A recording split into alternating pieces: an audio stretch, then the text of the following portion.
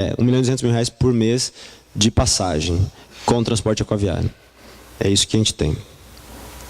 Em relação à bicicleta no morro, que você falou, Xi, e você falou do microcrédito e tal, eu acho que o incentivo... Eu defendo muito IPI reduzido para bicicleta, sabe? Eu acho que isso teria que ser uma política do governo federal.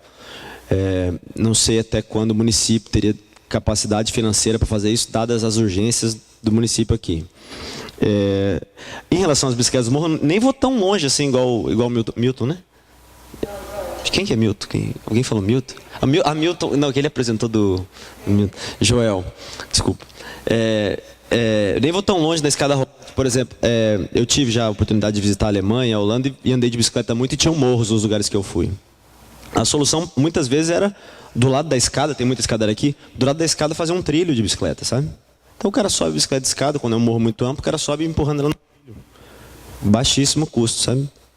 Poderia ser até isso. Claro que morros muito elevados, até a gente poderia pensar numa solução assim. Em relação à bicicleta ponte, acho que o Daílson também tinha perguntado em relação à ponte existente, né? Eu acompanhei um pouco dessa obra agora da troca de tubulação ali da Embasa. Eu sempre passava de bicicleta ali, eu sempre observava. Eu soube que do outro lado não tem tubo.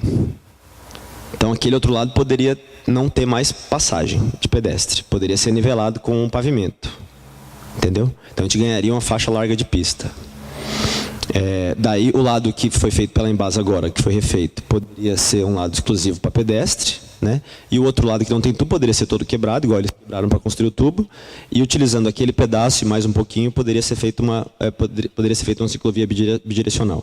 Caso isso não seja possível, eu acho que poderia ser uma ciclorrota mesmo, e poderia ter uma placa na entrada assim da ponte, ó, proibido ultrapassar ciclista na ponte. Velocidade máxima 30 km por hora. Então, naquela ponte, não pode ultrapassar ciclista. Então, se o cara está indo atrás de ciclista, vai ficar com calma. Por que custa para o cara? Eu demoro, sem brincadeira, 90 segundos para atravessar a ponte de bicicleta. Menos, talvez. O carro vai demorar a mesma coisa que eu. Depois chegou, encontrou a ciclovia, ele passa. Acho que poderia ser uma política aceitável de compartilhamento de via.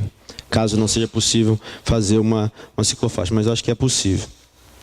Eu só preciso reforçar também que eu acho que a proposta de estacionamento pago em Ilhéus tem que ser viabilizada.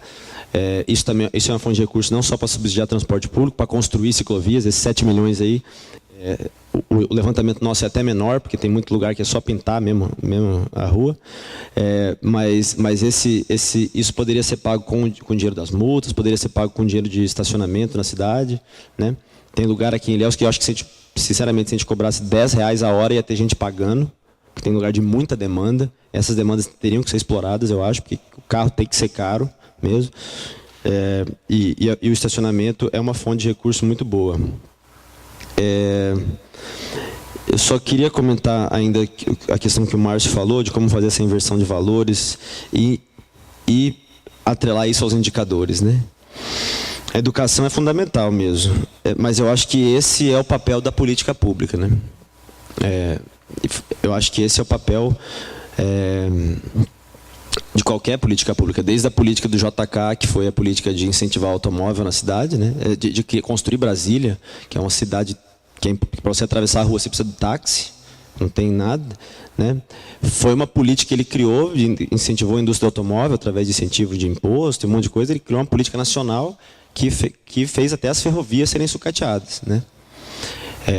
E hoje os indicadores do automóvel são, né, a venda de automóvel, recorde de vendas de automóvel, agora não mais por causa da crise, mas eu acho que os indicadores e a conscientização, essa transformação é feita através de política pública. Claro que a educação tem um papel importante, mas a educação a gente colhe as coisas mais a médio prazo e a longo prazo. Era isso. Eu só quero aproveitar uma coisa, porque eu gosto muito da polêmica, e eu não gosto muito daquele pacto entre quem está aqui, quem está aí, todo mundo sai feliz, né? Eu gosto de explorar o contraditório às vezes. E tem duas coisas que eu queria falar só. Uma em relação ao agronegócio, que o Zé Adolfo falou antes. Depois até posso passar o microfone. Mas hoje quem paga as contas do Brasil, a gente tem um déficit muito grande de importação e exportação. Quem paga a conta nossa do Brasil hoje é o agronegócio e a mineração. É triste falar isso, né? Até pra gente que tem essa consciência ambiental e tal. Mas quem paga tudo isso aqui que a gente está vendo é importado. Absolutamente tudo que é importado, tudo importado. O Brasil não fabrica essas coisas, computador, câmera, né, essas coisas caras. Quem paga isso é o agronegócio e a mineração. Então, para a gente combater essas coisas, a gente teria que fazer um desenvolvimento de uma indústria nacional, e parar de ser colonizado. Por isso, eu trabalho na ferrovia hoje aqui, e é muito triste para mim trabalhar na ferrovia que vai servir como canal de colonização do país, né? A gente vai continuar exportando commodities, só isso, e recebendo fertilizante. Mas eu acho que... Mas eu tenho um pouco de medo de satanizar o agronegócio. Porque hoje ele realmente... São quase 100 bilhões de reais que o Brasil fatura com o agronegócio. Entendeu? Essa é uma coisa. E a outra coisa é que o Brasil, se a gente for olhar números, assim, o Brasil ele já para mim, ele é referência em sustentabilidade no mundo. Depois de morar nos Estados Unidos, o consumo de energia per capita de um americano é 4 ou 5 vezes maior que de um brasileiro, médio.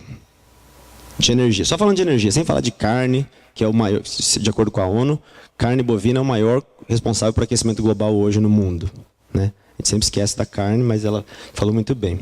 Carne bovina é o maior responsável. Mas o Brasil hoje, o americano consome 5 vezes mais energia que o brasileiro. Além disso, a matriz energética dos americanos é muito mais suja que a dos brasileiros, né? A matriz deles é 85% carvão mineral até hoje, para abastecer termoelétrica. No Brasil, 80% da nossa energia quase vem de hidrelétricas, né? Que ela tem os impactos ambientais dela, que podem ser mitigados, reduzidos, tem que realocar populações às vezes, tal, mas é a energia mais barata e mais... Né? Então o Brasil está muito além nesse quesito, comparável com a Noruega, até que também tem muita hidrelétrica. Né? Então, eu falei isso porque a questão que o Xi tinha trazido em relação ao mais pobre sempre paga, né? E é o que mais sofre. É porque o mais pobre é o que... Não é nem o que ele falou que é o que tem mais consciência ambiental, mas é o que... O mais pobre é o que não consome mesmo, não tem isso. E no Brasil não é só porque a gente é mais pobre que os Estados Unidos, é porque a gente teve também políticas, eu acho que nos anos 70, na época da ditadura teve um desenvolvimento da indústria nacional muito forte, os projetos ambiciosos como Itaipu, né, que hoje dão segurança para o país, apesar de todas as polêmicas que eles envolvem na área ambiental e social. Então, eu só queria realizar isso, que eu acho que o Brasil é, para mim, o melhor país do mundo, economicamente, ambientalmente, potencial gigantesco, e a corrupção a gente está acabando aos poucos. É isso. Quer falar alguma coisa? Eu até permito, mas tem alguma intervenção que eu quero fazer? Algumas observações. A primeira é quanto à ponte, viu? Aquele desenho da ponte é de 1934 e foi feito na gestão de Eusínio Lavínio, avô de Eulina, que foi o melhor prefeito que Ilhéus teve. O nome daquela avenida é Avenida Presidente Getúlio Vargas.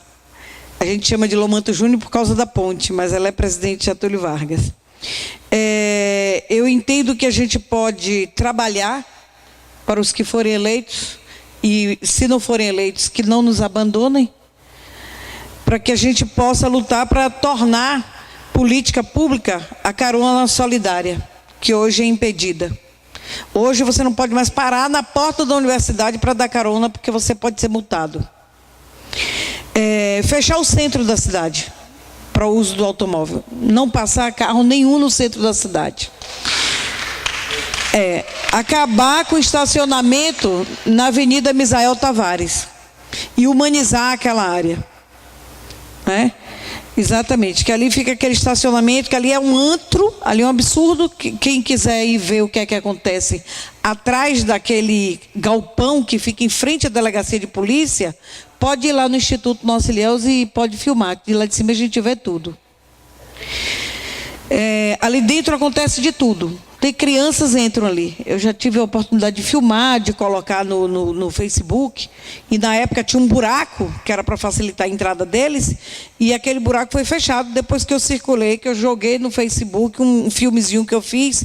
E eles já estavam, as pessoas que moram ali, já estavam morando, era um condomínio. E eles já estavam estendendo roupa, já tinha... Estava uma beleza. Aí eu coloquei um filmezinho, brinquei, disse, nossas roupas comuns dependuradas. Aí fui até cantando no filmezinho. Uma semana depois, a prefeitura foi lá, tirou todo mundo, fechou tudo, mas já está aberto. Ali é que se comercializa a droga, é ali que acontece tudo de ruim, em frente à delegacia de polícia.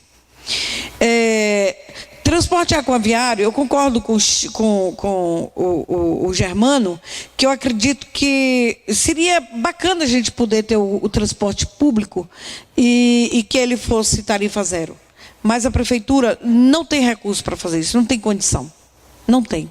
Eu não sei como é que seria isso, é algo para a gente conversar posteriormente. Mas que o transporte aquaviário exista e que seja feito até um aditivo, se fosse o caso, e que a própria empresa que hoje explora o transporte coletivo pudesse também fazer esse mesmo transporte aquaviário. Não sei se seria possível.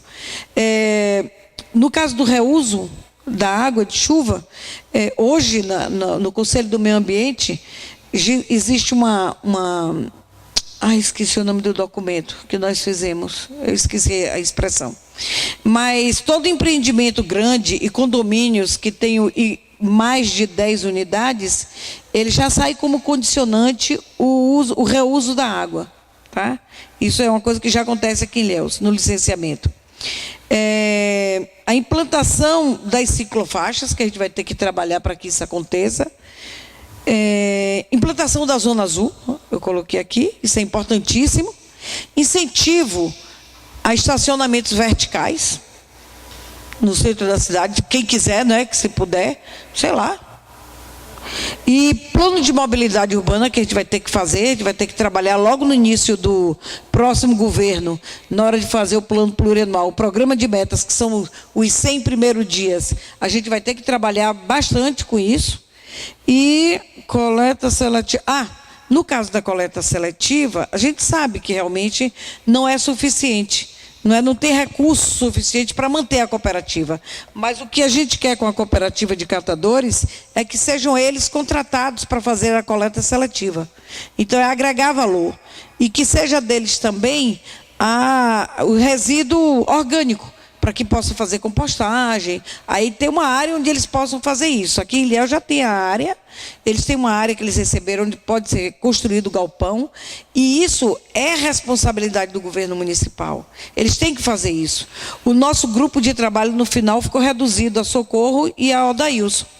Infelizmente, é isso que está acontecendo aqui. E nós cansamos, não é fácil. Nós ficamos com a lei de resíduos sólidos elaborada de forma participativa pela sociedade civil, né? E durante 1 ano e 3 meses essa lei ficou na Procuradoria-Geral do município, e depois que ele foi constrangido publicamente, o procurador, foi que nós conseguimos que ele fosse encaminhado para a Câmara de Vereadores e se transformou em lei, e não foi alterado uma vírgula do que nós havíamos feito. Ficou 1 ano e 3 meses lá por pura falta de respeito a eles próprios. Então é isso.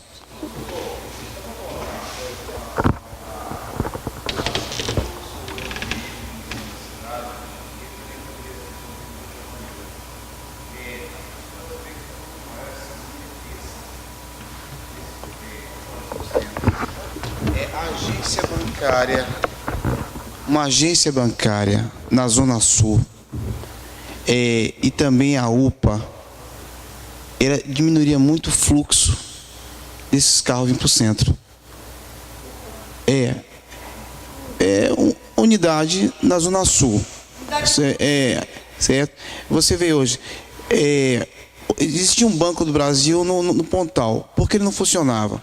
Porque o pessoal que mora no Hernani Sá, no Nelson Costa, no Nossa Senhora Vitória, tinha que pegar um coletivo para vir para o Pontal.